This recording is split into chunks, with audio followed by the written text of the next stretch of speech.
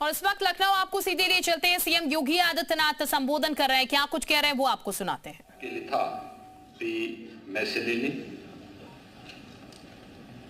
आज के इस समारोह में उपस्थित दुनिया भर से आए यहाँ पर उपस्थित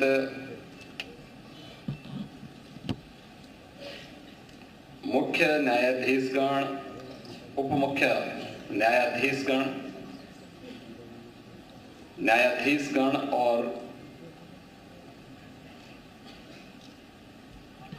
present and farmer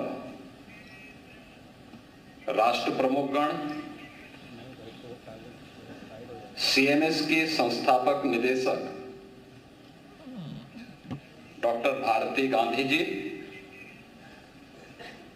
city Montessori school के अध्यक्ष डॉक्टर रॉजर किंगडन,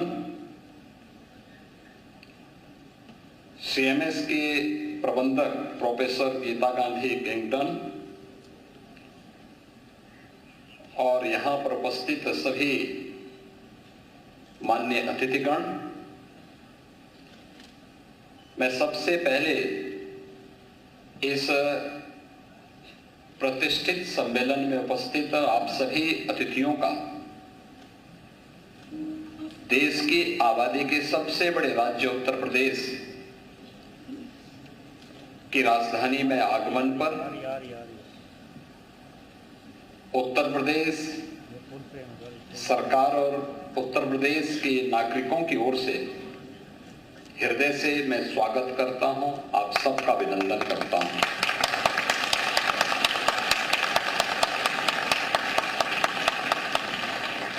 वसुधैव कुटुंबकम यानी whole world is one family has been basic philosophy of India for thousands of years. यानी भारत हजारों वर्षों से पूरी दुनिया को एक परिवार के रूप में मानता रहा है।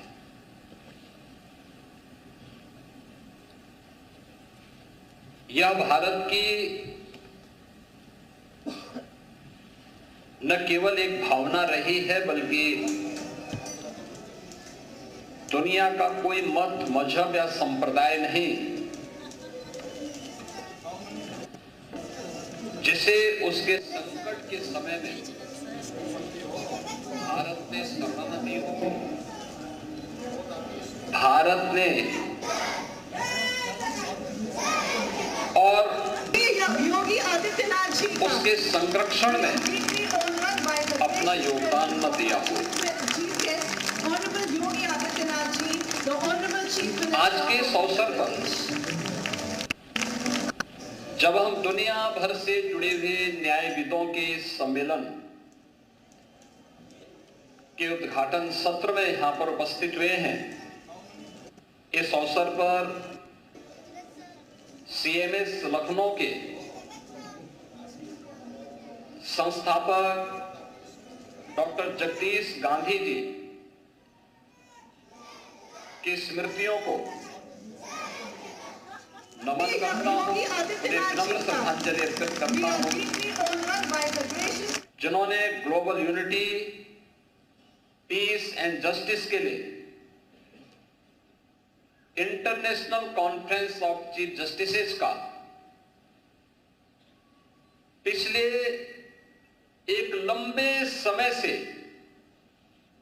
इस कार्यक्रम का शुभारंभ यहां पर किया और एक दूसरे को समझने और उसके माध्यम से एक नया संदेश देने का प्रयास किया था। हमें इस बारे में यह बात कभी विस्मृत नहीं करनी चाहिए कि दुनिया की वास्तव में समस्या क्या है और कहीं ना कहीं हम जब इसकी तह में जाते हैं तो हमें लगता है कि डायलॉग एक दूसरे के बीच में नहीं है या किन्हीं कारणों से स्वयं के वर्चस्व को स्थापित करने के लिए डायलॉग को बाधित किया गया। यह कॉन्फ्रेंस अपने आप में डायलॉग का एक माध्यम है। दुनिया के न्यायविदों के माध्यम से दुनिया की मानवता के लिए, उन लोगों के लिए जिन लोगों ने अपना स्वयं का वर्चस्व स्थापित करने के लिए दुनिया में अशांति और अराजकता का सा वातावरण पैदा करने का प्रयास किया है। आज जब हम सीएमएस के इस प्रतिष्ठित प्रांगण में इस मुद्दे पर विचार करने के लिए एकत्र हुए हैं, हमें यूएन की उस घोषणा को भी स्मरण करना होगा जिन्होंने सस्टेनेबल डेवलपमेंट गोल्स के बारे में दुनिया के राष्ट्रों से आह्वान किया था। सस्टेनेबल डेवलपमेंट गोल्स शिक्षा को लेके, स्वास्थ्य, दुनिया के अंदर कृषि और जल संसाधन के मुद्दे को लेकर, एम्प्लॉयमेंट एंड स्किल डेवलपमेंट के साथ साथ पर्यावरण और वन संपदा की रक्षा करने के जिन 16 गोल्स को लेकर के यूएन ने दुनिया के देशों के सामने एक लक्ष्य रखा था, याद करना उसमें शिक्षा सबसे महत्वपूर्ण है। दुनिया के अंदर जब हम शिक्षा की बात करते हैं तो 2.5 अरब बच्चों के लिए, यानी 250 करोड़ से अधिक बच्चों के लिए क्वालिटी एजुकेशन के साथ साथ वे अपने बस्ते के बोझ से स्वयं ही डिप्रेस न हो, इसके बारे में भी हमें विचार करना चाहिए। क्योंकि महत्वपूर्ण भाव ये कि शिक्षा किसी भी व्यवस्था का, व्यक्ति हो, समाज हो या राष्ट्र हो, डायलॉग की स्थापना man to man, society to society, country to country, यह स्थापित तभी हो सकती है जब हम उसके बेसिक भाव पर विचार करें। ये बेसिक भाव एजुकेशन के माध्यम से हम प्रत्येक बच्चे के मन में, प्रत्येक छात्र छात्रा के मन में पैदा कर सकते हैं। लेकिन आज भी यह एक चुनौती बनी हुई है। दुनिया में जहां अशांति है, जहां पे अराजकता है, जहां वर्चस्व को लेकर के एक दूसरे की संप्रभुता को हड़पने की होड़ हो, वहां पर एजुकेशन, वहां पर हेल्थ, वहां पे सस्टेनेबल डेवलपमेंट की बात अपने आप में एक बेमानी सी दिखती है। और उन स्थितियों में हम सबको इस बारे में विचार करना चाहिए कि कैसे इन समस्याओं के समाधान के लिए हर एक स्तर पर प्रयास किए जाने की आवश्यकता है। हम भी उसमें सहभागी बन सकते हैं।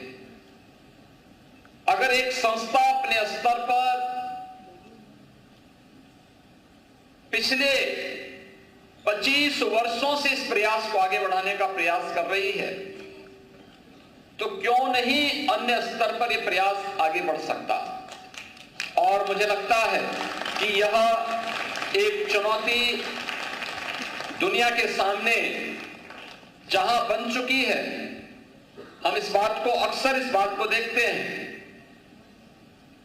कि एक और हमारे सामने दुनिया के अंदर की प्रतिस्पर्धा एक चुनौती के रूप में है, वहीं हमारे सामने जलवायु परिवर्तन और उससे उत्पन्न होने वाले संकट भी एक नई चुनौती के रूप में है।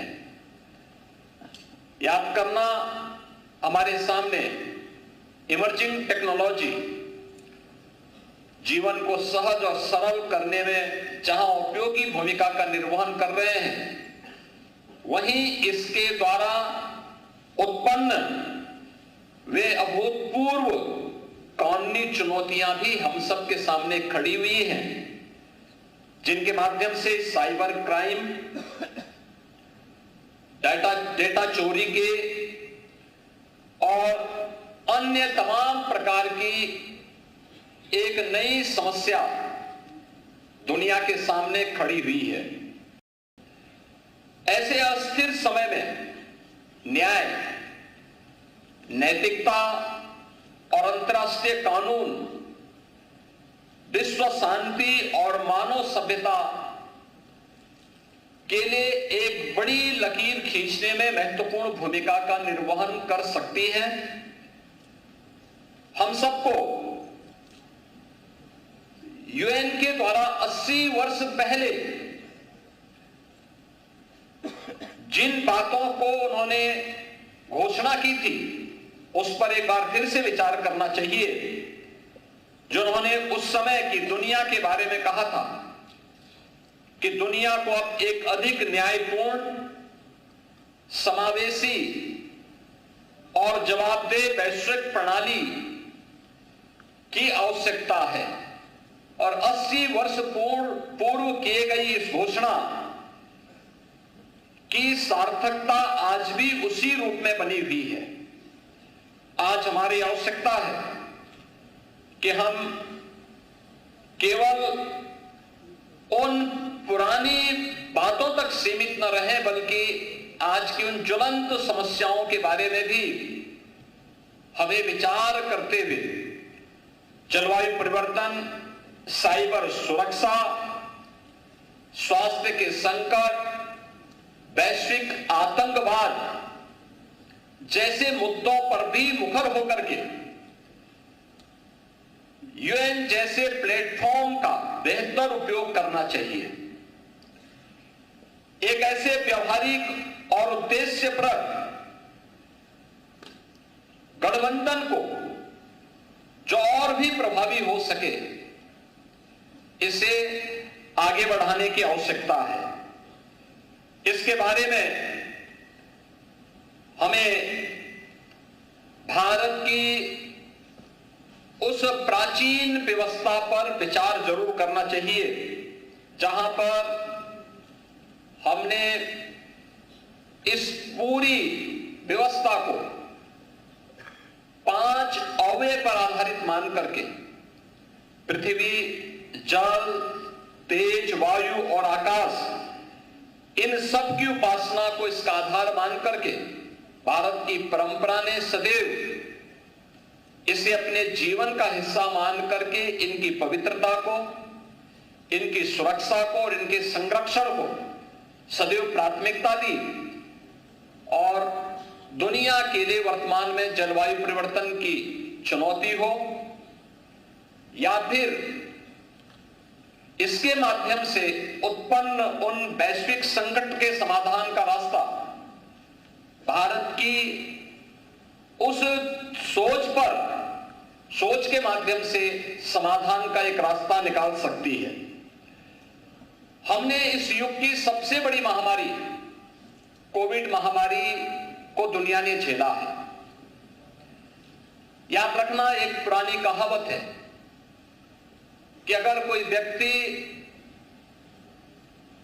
कहीं पे आग लगी हो और उससे अपने को निश्चिंत पाता है, तो अगर आज दूसरे के घर में आग लगी है और आप उससे स्वयं उत्साहपूर्ण तरीके से और उमंगपूर्ण तरीके से निश्चिंत होकर के सो रहे हैं, तो मान करके चलिए कि कल वह आपको भी अपने आगोश में ले सकती है। दुनिया आज जिस चुनौती से जूझ रही है, चाहे वह जलवायु परिवर्तन का हो, साइबर सिक्योरिटी का हो, या फिर आतंकवाद का हो, अगर कोई भी देश या कोई भी समाज इन सभी मुद्दों से आंखें बंद करके दुनिया की मानवता के सामने संकट खड़ा कर रहा है, तो मान करके चले कि यह संकट उसको भी एक दिन अवश्य निगलने का कार्य करेगा, जो आज दूसरों के लिए संकट खड़ा कर रहा है। कोविड जैसी महामारी ने इसके सामने हमारे सामने उन बातों का उल्लेख किया है कि आज की कोई भी समस्या केवल एक देश की समस्या नहीं, ये दुनिया की समस्या होती है और दुनिया को ही मिलकर के इसके समाधान का मार्ग भी निकालना पड़ेगा।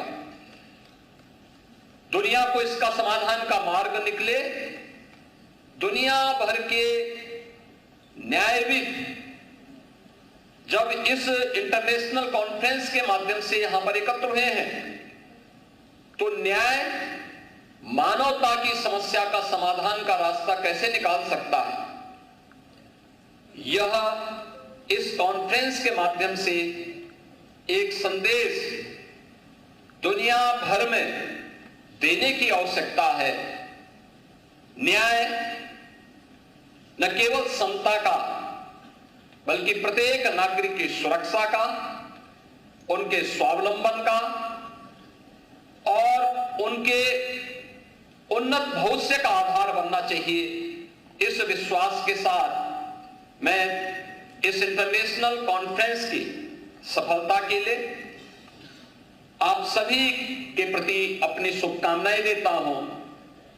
दुनिया भर से आए हुए जितने भी हमारे पूर्व राष्ट्राध्यक्षगण हैं, न्यायविद हैं और अन्य हमारे सम्मानित अतिथिगण हैं, मैं उन सब का एक बार फिर से इस कॉन्फ्रेंस में हृदय से स्वागत करता हूं, अभिनंदन करता हूं और विश्वास करता हूं कि यह सम्मेलन जो भी यहां पे आप लोग प्रस्ताव पारित करें, उसे यूएन तक पहुंचाने और यूएन के माध्यम से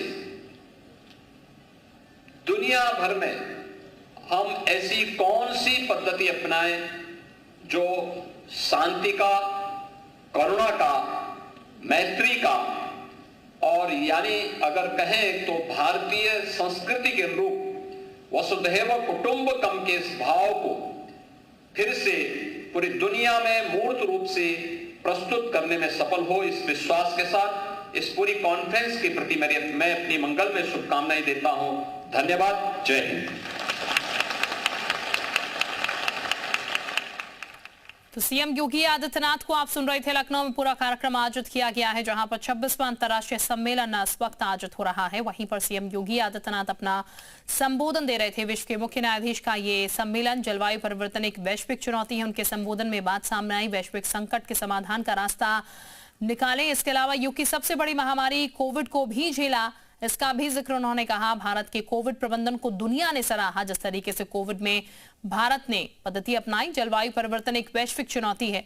तमाम बातें उनके इस संबोधन में सुनने को मिली। फिलहाल ये जो तस्वीरें हैं उसी कार्यक्रम से जुड़ी हुई हम आपको इस वक्त दिखा रहे हैं। सम्मेलन में बोर्ड के सीजी जो हैं वो शामिल हुए हैं और फिलहाल एक मूर्ति जो है वो भी उन्हें यहाँ पर भेंट की गई है।